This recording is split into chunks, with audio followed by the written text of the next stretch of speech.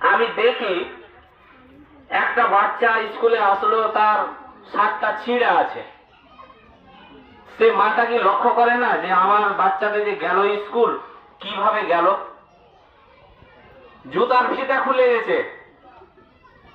আমি এটা অনেক লক্ষ্য করেছি এবং আমাদের হেড স্যারকে ধন্যবাদ যে নিজের সন্তানকে মনে হয় অতখানি মানুষ ভালোবাসতে পারে না, সেই যতখানি নিজের হাতে ফিতা বেঁধে দেয়। কেউ যদি বমি করে দেয় নিজের হাতে তুলে, যেটা একটা মাও মনে হয় সংকোচ বোধ করবে, কিন্তু আমাদের স্যার কোনোদিন করে না। এটা আমি লক্ষ্য করেছি, এটা খুবই ভালো গুণ।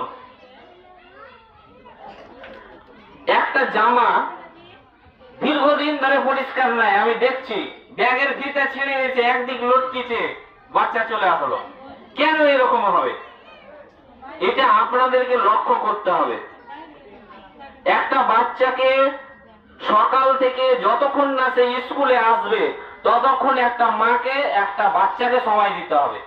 তার বাড়ির কাজ সব থাক না, সকাল ভোরে উঠে শুরু করে দেবে ঝাঁট ঝাঁটা, থালি বাসন, হ্যান ত্যান, যত যা কিছু করার করছে, বাচ্চা থেকে খেয়াল নাই।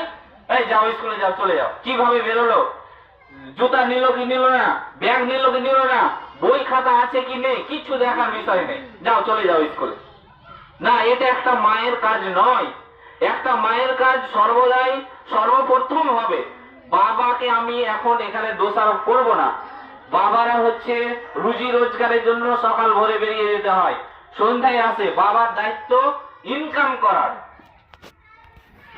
কিন্তু একটা বাচ্চাকে ওইভাবে বের করে স্কুলে দিয়ে আসতে পারবে না, একটা বাবার পক্ষে সম্ভব নয়। কারণ তাদের দায়িত্ব আছে ইনকাম করা, আর একটা মায়ের দায়িত্ব কি সংসারটাকে গোছিয়ে নেওয়া, তার সাথে সাথে বাচ্চাদেরকে সঠিকভাবে পালন করা।